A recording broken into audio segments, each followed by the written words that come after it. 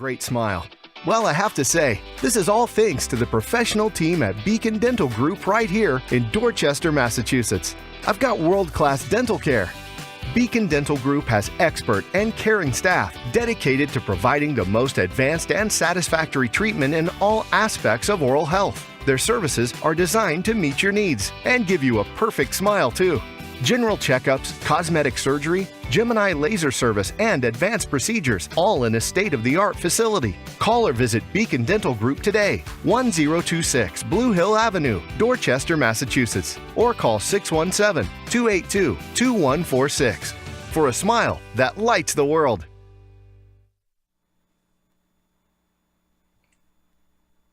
Hello, hello, hello. Welcome one more time to CB's Corner, where we hope to encourage you, we want to inspire you, we hope to spread some positivity in your day. And of course, this being the month of women, International Women's Month, I believe, and we have some very powerful women on our program. We started with my niece, who is a doctor. We went to an attorney, and I had my beautiful, awesome sister last week. And today, I am just so blessed and honored to have with us a heart specialist, none other than Dr. Nicole Cyril Superville. And it's a pleasure to have you, Nicole. Welcome to CB's Corner. Thanks, and it's a pleasure to be here in terms of what you're doing, in terms of, again, spreading positivity, and also, again, as you said, being International Women's Month. I think it's important that persons like myself are able to participate in platforms like this. Well, awesome. And so I want to, first of all, before we go, we want to go any further, I'd like for you to just tell the audience who you are, where you came from, and we will take it from there. So I was born and raised in Dominica, and in terms of just making sure I speak to all of the audience, that small Caribbean island, I say the place you should absolutely visit before you die. Amen to that. And to Norman Cyril, I don't know, for people who are listening, my father was really well known in Calypso, the NC. And to Patricia Bruni. So my upbringing was in the Caribbean, and I moved to the US when I was 20 years old, given I was taking advantage of an opportunity to go abroad and study at Midwestern State University in Texas. So since I came over for university, I've been here in the US where I did a lot of my training, and currently I'm in Charlotte where I practice as a heart failure and transplant cardiologist with my beautiful family, of course, my husband and now 2 kids as of 9 weeks ago. Awesome. So that's a nice short version of who you are. And like I said, we are honored to have you on Grace Our Corner.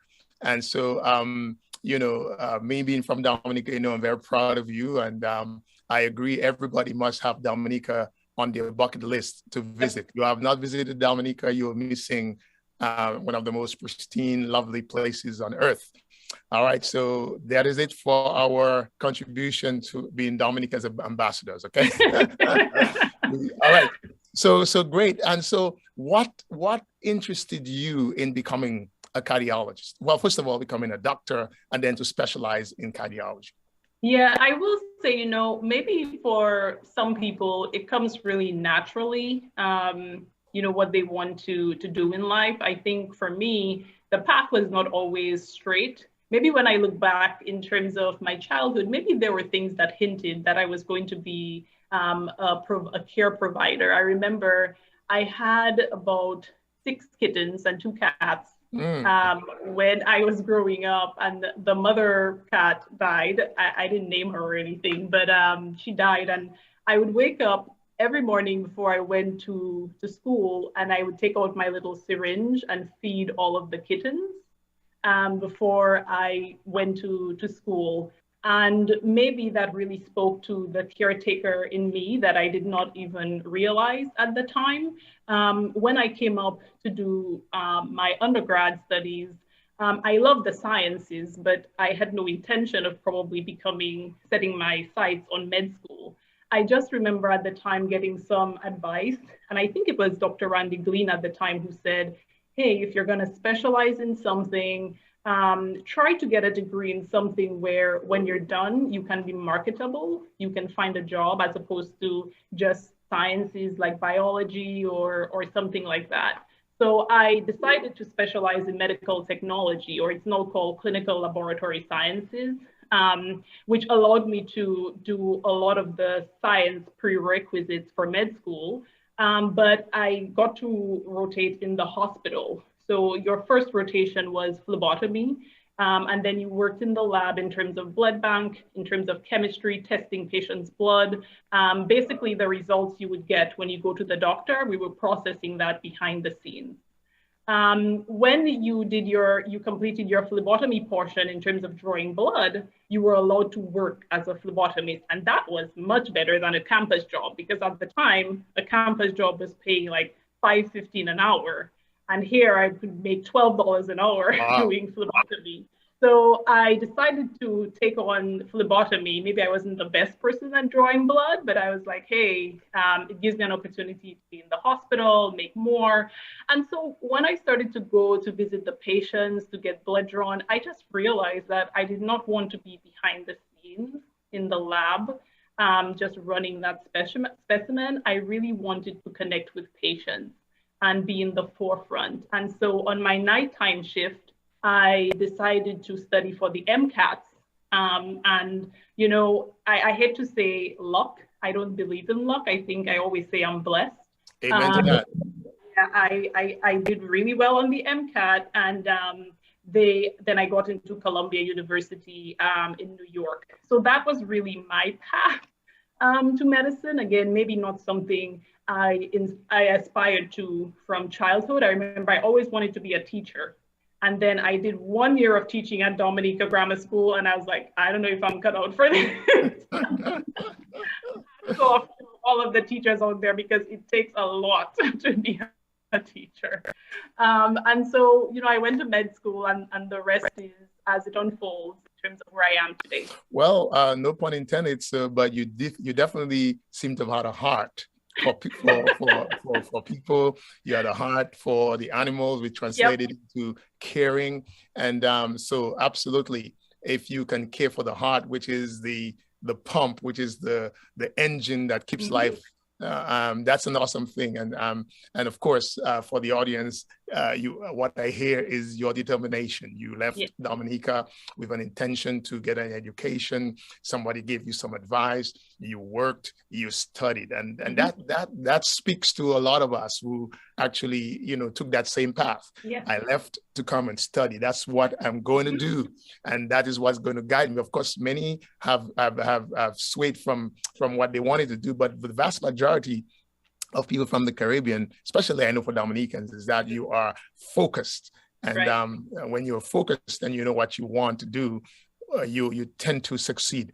And so awesome. Columbia is one of the greatest universities up in the Northeast. So you get in there certainly speaks to your, you know, at least your undergrad achievements and stuff like that. What was it like at Columbia? Wow. So I will say, you know, again, coming from the Caribbean, which is a different setting, I think, again, growing up, you're the academic aspect is really kind of pounded into you. At least for me, I remember my mother, who was always like, books before boys. You got to take that education. Education comes first. If you want to succeed, that's going to be the path. And so, you know, I studied hard in terms of doing well, in terms of exams and so forth. But when I got to Columbia, you then realize that it goes even beyond the academics. I think that was something that was really inspiring to me. I had colleagues who had done things like philosophy, sociology, people who were very interested in art. Apart from my academics, things that they looked at when I remember I was on my interview there is what had I done in terms of community, having had the opportunity at the time to do things like Habitat for Humanity, and different things where you also showed that you were, it wasn't just academics, but you were of service to others, that you did volunteer work, which as you get older, you realize that that's just as important, as opposed to, just prescribing things or talking to patients. So I think, in terms of my entrance into Colombia, that's one of the things that really I was struck by when I interviewed for medical school. And as I said, as the path has unfolded, those things, as I honestly think, are things that are just as important. Something you mentioned there as well, in terms of, hard work. I've always worked hard, but I was also, I think, very fortunate to meet the right people sometimes at the right time. And that's why, as I say, I don't think it's been luck. I honestly think that I've been blessed in terms of things happening just on time or falling into place. So it's definitely been a journey. And I'm happy that it's turned out that way. Well, absolutely. I agree with you 100%. I had this discussion, similar discussion not too long ago with family members, to say that in our travel, we will encounter difficulties, but some of those difficulties, within those difficulties, we meet people as well. And like you, I don't think it's coincidence. I think it's blessed. God places people in your path that will give you a word, that will do something to you, that will, a cup of water at the right time is so important, and so yes, and that's one of the things that I like, is when somebody reaches out to you and blesses you, I think you turn around and you do the same. We'll probably expert a little bit, but I know along your training, you from New York, you came up to Boston, to Mass General. Tell us about that. My city, the best city on earth. So Mass General, I mean, as you probably know, it's one of the top hospitals in the country. And again, I was very fortunate to get to do my last year of training there in terms of heart failure and transplant. Certainly a great place in terms of how much you're able to see. I mean, when you think about cutting edge technology, they have their fingertips on just about the pulse in every specialty. So certainly got to see a wide variety in terms of patients you manage with just medicines, patients you manage with heart pumps or transplants. So in terms of training, I think it was absolutely a great place in terms of training. And, exploring outside of Mass General was also wonderful. I mean, Boston is just, I think, one of the best cities. I said if it wasn't for the flurries in April, it certainly would have been one of my choices in terms of where to live. But the training and just my experience in Boston was fantastic in terms of the diversity of patients, in terms of building my knowledge and getting to see a lot, even outside of cardiology, in terms of the other subspecialties and what they have to offer. It was a wonderful experience. Awesome. Boston is the mecca of education. Amen. And you talk about Mass General having its pulse on cutting edge technology, but you have your hands on the pulse of people's heart. You bring people back that are probably on the brink of death. Tell us about that. You say you're specialized, or you work in the area when people come to you and the heart has failed. You try to manage that based on our conversation. Talk to us about that. Paint a picture for us. Right. So a heart failure transplant specialist, we manage patients. Again, it's a subspecialty of cardiology, and things are so subspecialized. But we manage patients where the heart is failing to meet the demands of the body in terms of blood flow. So sometimes it's due to the heart function or the pumping function, the heart being weak. Sometimes the heart is unable to relax well and get the blood in that it needs. So that's really a broad overlook of what heart failure is. Now, over the years, there's been a lot of different medications that we can use to help patients, but sometimes medications are not enough. And so we're the ones who think about devices that can be used in terms of managing patients. Sometimes for patients, we have to consider putting in a heart pump, sometimes temporarily while they're in the hospital. There are pumps that they can go home with as well. And some patients may ultimately need a heart transplant. And we work with our cardiothoracic surgeons in terms of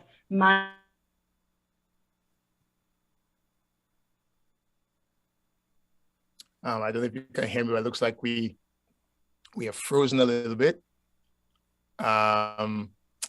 Dr. Cyril, you're frozen a little bit. I don't know if you can hear me, but let's try to get back in. So I don't know what happened there.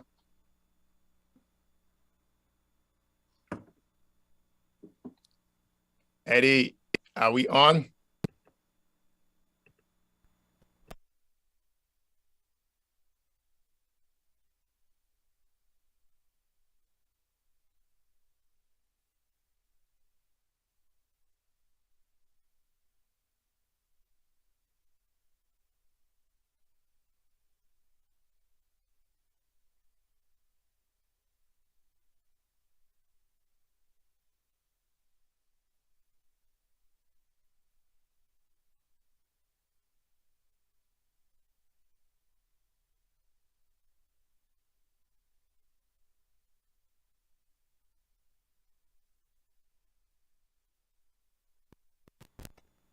We didn't miss a lot, but let's continue. We're talking about managing people, sending them home with a pump. Some of them are permanent, some of them are temporary. Continue painting the picture for us. Right, or sometimes patients may need heart transplant. So that's where we come in, and patients' heart can fail for a number of reasons. You know, in terms of whether it's a problem with the electrical circuit of the heart, whether it's a problem with the vessels around the heart, patients who have coronary artery disease and may have stents put in or have had coronary bypass surgery. Sometimes it could be a failure of the valves of the heart. So there are a number of reasons why somebody may develop heart failure. And so I always say, when all else fails, all roads lead to heart failure, regardless of what the cause may be. All right, and so you mentioned stints. Some people might be saying, what's the stint and what's the shunt? Can you give us the difference between the two, please? Okay, so a stent is they're things that are used to, devices, I should say rather, that are used to open up vessels around the heart. There are different types of stents. Sometimes stents can be used to open up vessels in the legs in terms of patients that have peripheral vascular disease. You have coronary stents, meaning stents that we put in the heart or are placed in the heart rather by an interventional cardiologist. And then when we talk about shunts, we really talk about connections within the heart that are not necessarily supposed to be there naturally. So for example, the two upper chambers of the heart, they're usually separated in adults. And sometimes you can have a shunt between those two, where blood is going through the right side to the left or the left side to the right, when that's not supposed to be happening in terms of mixing of blood. So that is what we would refer to as a shunt. And sometimes those need to be closed with different types of devices. So a lot of the talks of shunts or even stents, again, cardiology is very subspecialized. Those are things that are dealt with by an interventional cardiologist.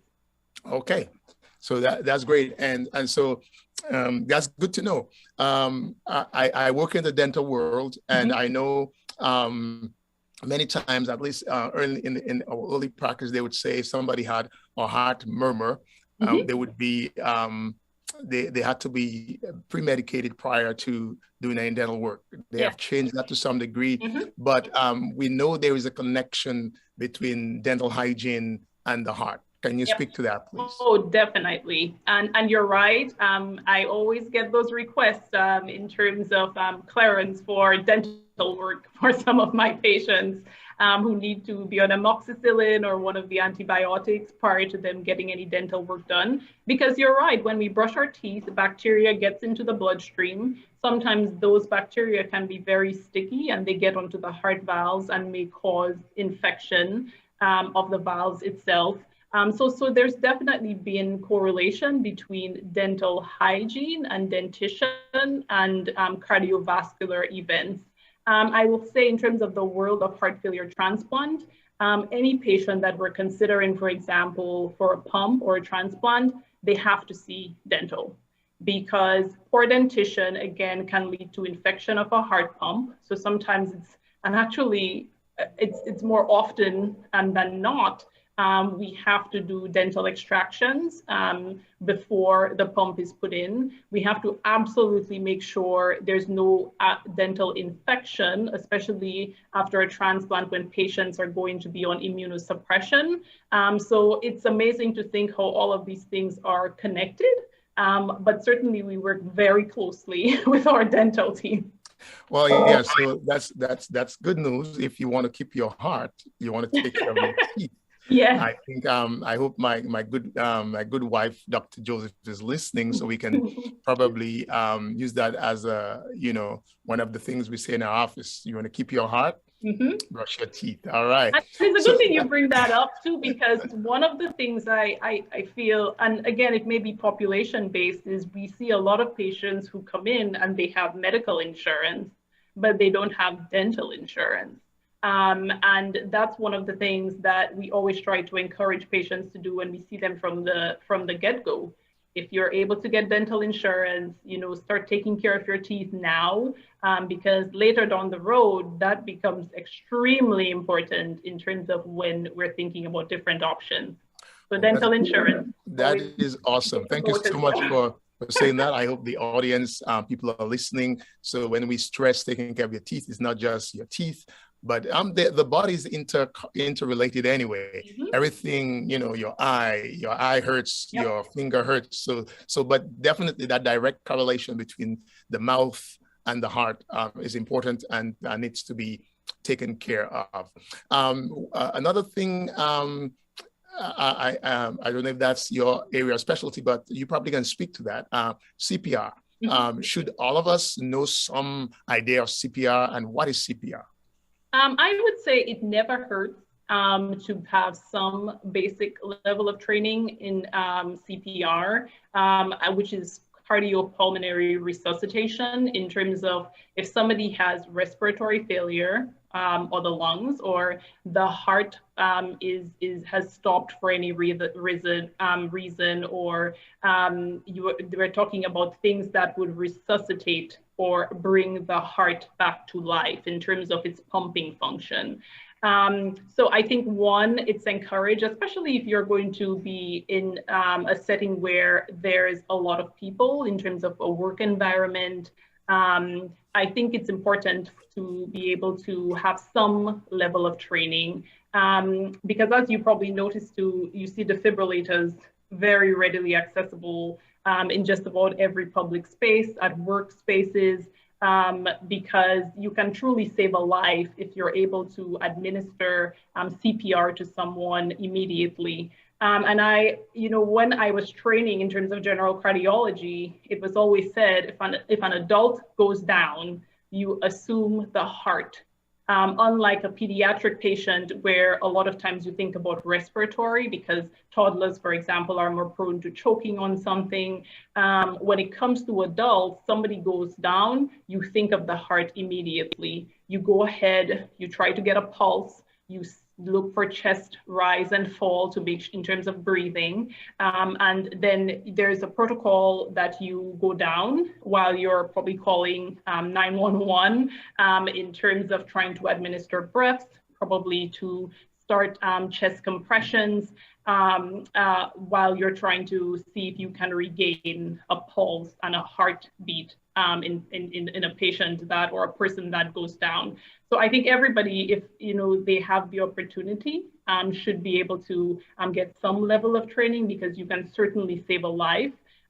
Trying to, when an EMS person comes on the scene, there are things that they're going to go through in terms of looking at the heart rhythm, seeing if it's a shockable rhythm. If you can't shock the rhythm, then they have medications they will administer.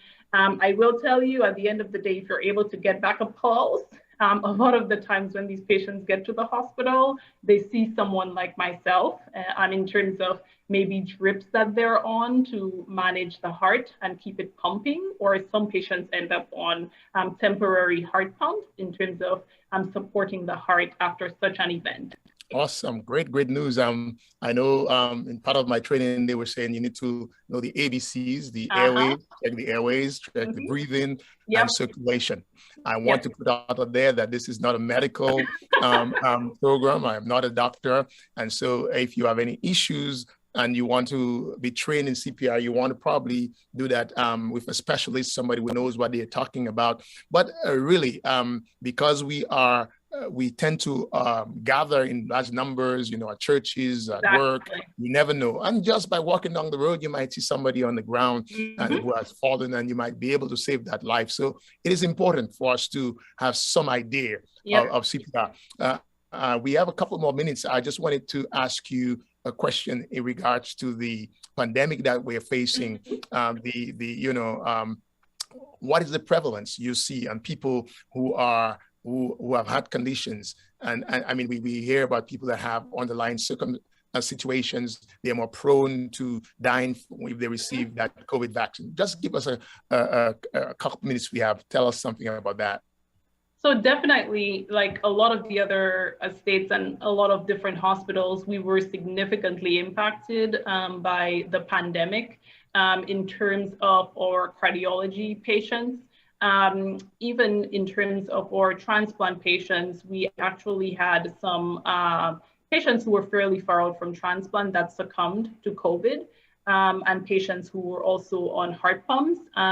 I think what we definitely saw was, apart from just COVID also taking lives, there were patients who stayed away from the hospital because they did not want to contract COVID. And so we saw a lot of patients that stayed home and then presented much sicker than they would have if they were they were feeling comfortable coming into the hospital sooner. So there were a lot of different aspects as to the mortality that we experienced among patients in the cardiology realm. There were a number of patients that ended up on temporary support devices in the setting of the pandemic in terms of supporting the heart when they came in with COVID. There was also patients who, because of COVID, came in with things that triggered, where we have things that were triggered, things like heart attacks or blockages in the vessels of the heart, certainly inflammation of the heart, something we call myocarditis, which can oftentimes lead to heart failure. So definitely in terms of COVID, it significantly impacted the patients that we care for. There were a couple of patients who, after COVID, believe it or not, ended up with heart transplants.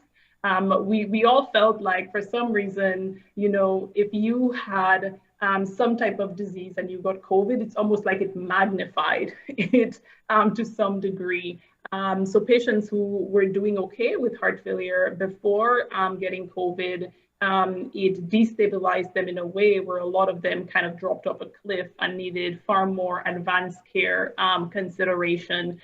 Certainly things have gotten better in terms of now that our knowledge of COVID has improved in terms of how quickly we act, in terms of the medications that are available to hopefully prevent patients from getting into the hospital or with more severe disease or ending up on a ventilator. All that's thankfully in a better place, but we did see our fair share within the cardiology realm of patients who were impacted, and some unfortunately didn't make it. Oh, well, man, you are a wealth of knowledge. I'm looking at some of the comments and people saying great information, doctor. And so we have just scratched the surface. And so, but we have come to the end of our session. And clearly you are going to, well, of course, with your permission, I'm going to ask you to come back at some other point. Oh, certainly, but what a pleasure anytime. it is to have you. You are a delightful person, and you are so knowledgeable. I'm so proud of you. And I'm sure the many Dominicans that are watching are clapping because here's one of ours doing excellently.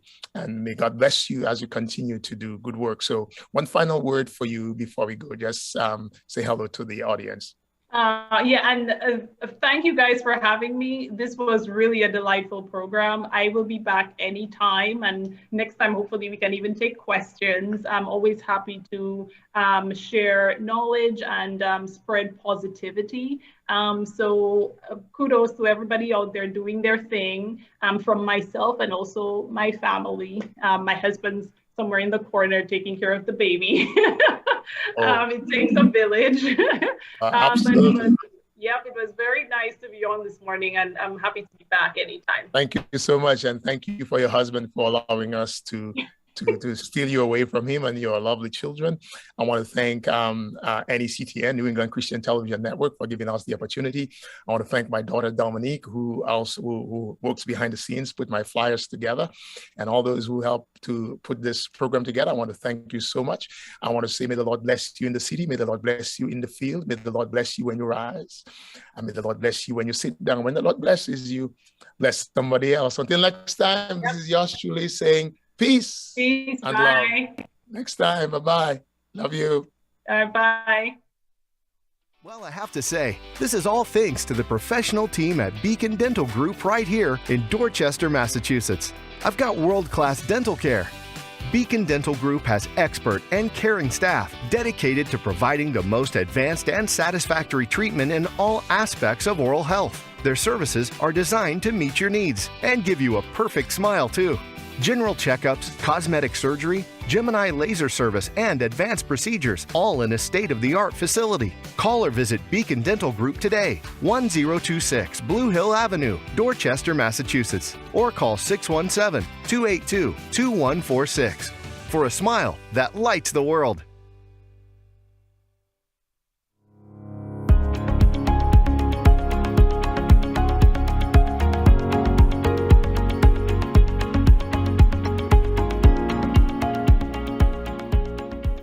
Everybody, and welcome to Art and the Word. I'm your paint guide, Nicole Georges Bennett, and I'm very happy that you decided to join us for another day of creating beautiful works of art that bring glory to God. What we do here on the show is we try to encourage you to use your talents and your skills and to develop them so that you can create beautiful works of art or craft that give glory to the Lord who has blessed you with those skills. So today we will be continuing our Daylight Through the Trees painting, and we will also be finishing up our digital art with Dominique class on, I think she's doing the digital eye. So I hope that you've been enjoying this new segment on Art and the Word. She is new to all of this, so thank you so much for your patience and your support for her as she tries to help me kind of bring this show into the 21st century. So, of course, on Art and the Word, we always like to get started with a word of inspiration based on the Word of God. So, my trusty Psalms book here, and I'm going to be reading from Psalms 68, verse 4. Sing to the Lord, sing praises to his name. Lift up a song to him who rides upon the clouds. His name is the Lord. Be exultant before him. Dear Lord, today I lift up my heart and voice to praise you. You are a great God. I am privileged to be called your child. In the midst of my daily challenges, I consider that fact that I am your child, and I rejoice in it. It's fun to imagine you, as the psalmist says, riding upon the clouds. I know that's a reference to your greatness, your power over all creation. But could I see it in a more literal way? You see, my days aren't always bright and sunny, unlike our painting here today. There are frequent clouds of disappointment and struggle. Yet I find that in these times when I need you most, you ride in to help me. You are the Lord, not only in the sunshine, but also on the cloudy days. And James chapter 1 verse 2 to 4 says, "My brothers and sisters, whenever you face trials of any kind, consider it nothing but joy, because you know that the testing of your faith produces endurance, and let endurance have its full effect, so that you may be mature and complete, lacking in nothing." Thank you so much for listening to our devotional for today. And again, just in case you'd like to read it for yourself, our readings came from Psalm 68, chapter 68 and verse 4, and also from James chapter 1, verses 2 to 4. All right, so we've got a busy program today between finishing up our artwork here and also getting into digital art with Dominique. So let's get started. What we're going to be doing today is we're going to be adding some snow to our bushes and also to our trees, and we're also going to add some trunks to our trees.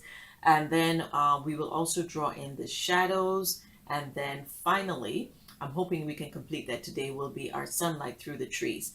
If the painting is too wet, the sunlight will not work. It will get smeared across with all of the black that we're going to be adding in. So I may leave that for next class and start a new project next class. So let's see how far we get today.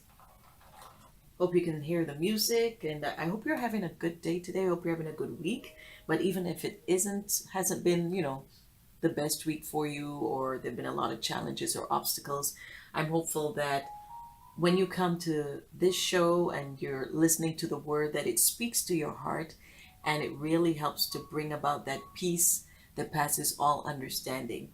And, just looking at the process of what I'm doing here, I hope it's relaxing to your mind and to your spirit. So we're going to get started, as I said, with adding some snow to our tops here. I'm actually going to use my fan brush, if I can find it. Here we go. Yeah. So I'm going to use my fan brush, and I'm going to, I think I'll use a little bit of turquoise and white, just for, a little added vavoom.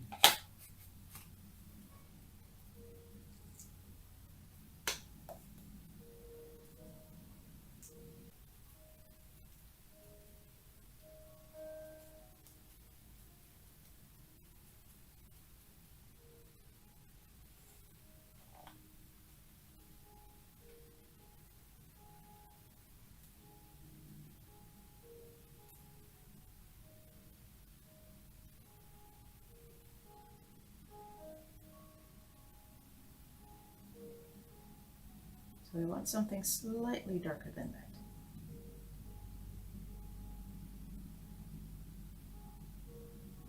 There we go.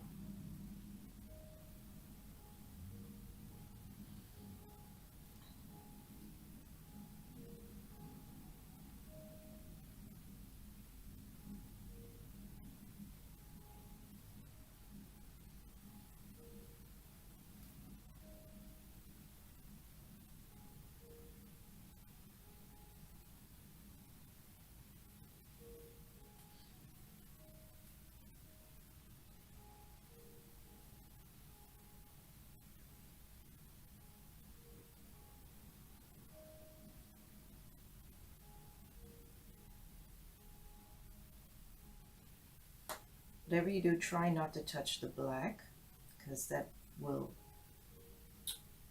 affect the color of your shadows here.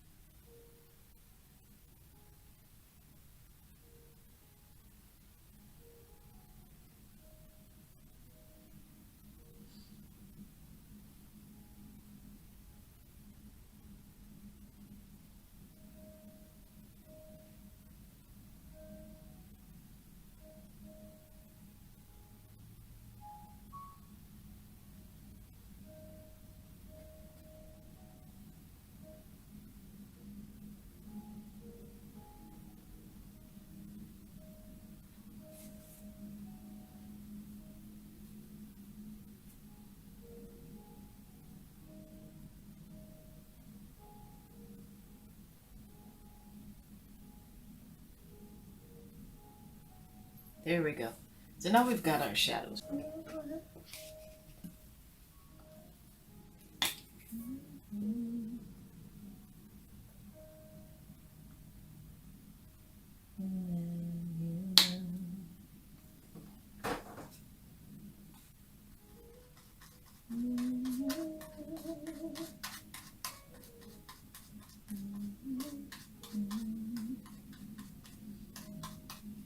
So we're going to start by putting a dab of white and yellow right in the center here.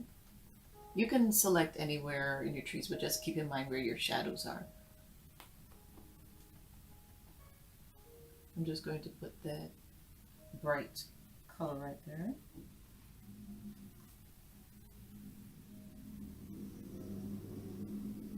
And then I'm going to very gently run my brush like this.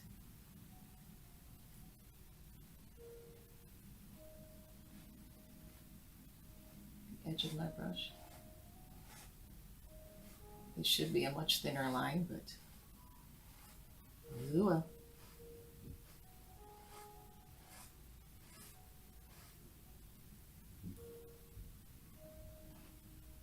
There we go. And now you've got your sun rays coming through.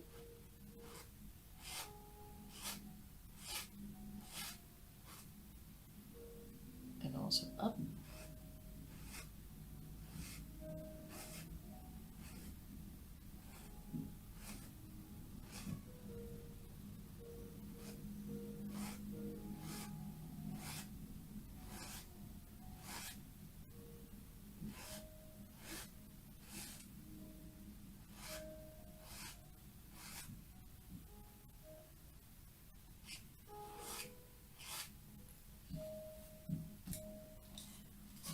Go back in as my final touch and just add in that little white spot right there again. So hopefully you can see that.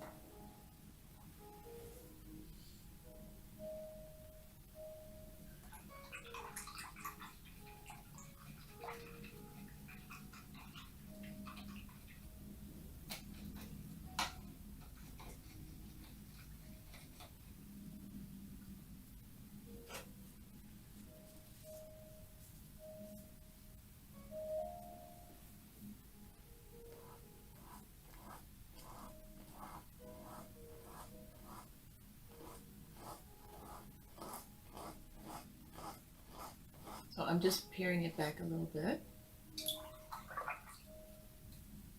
because I think that's a little too much diffusion right here. Just peering it back.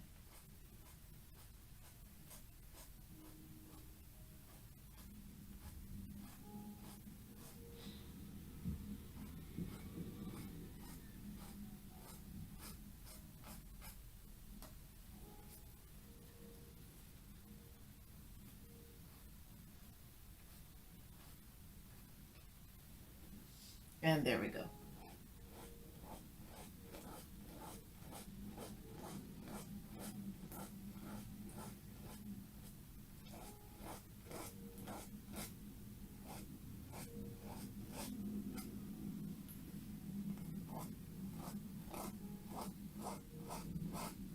I'm just diffusing it a little bit more. But that's essentially your daylight through the trees. So I hope that you enjoyed doing that with me, and I'm sure that when you try it out, it's going to come a lot better. I would recommend perhaps holding your fan brush or using a small brush. If you are using your fan brush, just sort of use the edge of it and draw the lines as versus going straight across like this. So use the edge of your brush and bring those points out that way. If you're using a small brush, you can do the same thing. You just use the tip of your brush and just bring out your points that way as well. And you can try this technique on, just about any sort of sunset or dawn photo where you've got the sun sort of peeking through the trees or rising over the horizon or something like that. So that's it for this portion, the acrylic arts portion of Art and the Word. We're going to move now to part 2 of Digital Art with Dominique, and she'll be showing you how to finish off your eye. So until next time, please do stay tuned for Digital Art with Dominique, and I will see you back right here on Art and the Word. Have a wonderful day, everybody. Stay tuned for Dominique and Digital Art.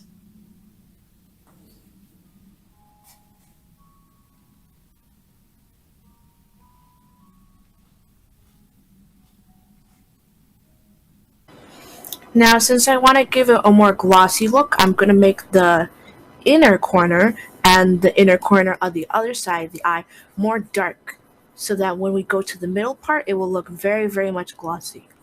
And they're going to make it lighter in the middle. So I'm going to take the eraser and make it a lot more lighter.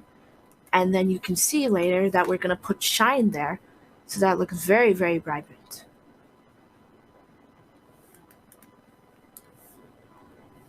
I'm going to move the size down a little bit so I can get some of the corners where it's missing some color. And voila! Now we have the first shade. You can stop here, but since I want my eye to be a little bit more detailed, I'm going to take a darker shade of brown and show that it's getting even darker here for more makeup effect. So I'm going to go down more into the reds and go a little bit deeper in the brown. So now, as you can see, it's a deep brown. Also, if you want to see what the sketch looks like without all the paint on it, you can easily just take this up and see the shape of the almond eye and then just fill in the color. So today I'm going to give this character a more reddish makeup. As you can see, as I lightly apply, I want it darker here, so I press harder on my pen. And then as I get lighter and lighter, the more light I will draw on the picture. So here I'm pressing lightly so that it shows very, very faint reds, moving into the lightest part of the skin.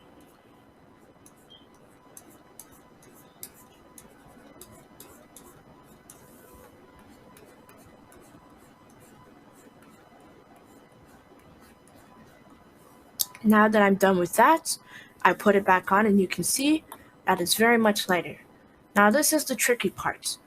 You want to click Control on your keyboard and it will show you this little icon and show you what color you are currently on. Now I want to blend in the color with a part of my eye, with the part of the skin I mean.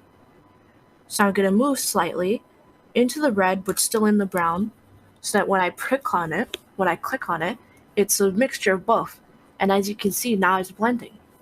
You want to click Control whenever you want to blend, because it gives you a really, really nice color of both individual colors. So now the skin and the makeup look like it's blended.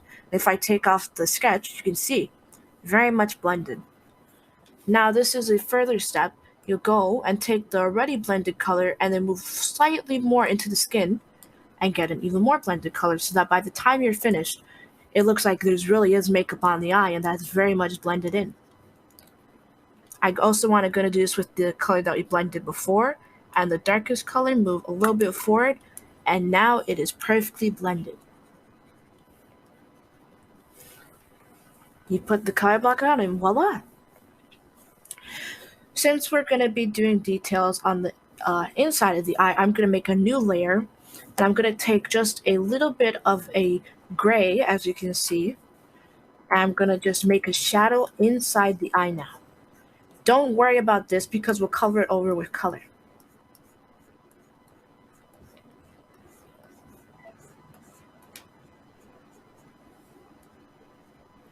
I'm also going to add some at the bottom.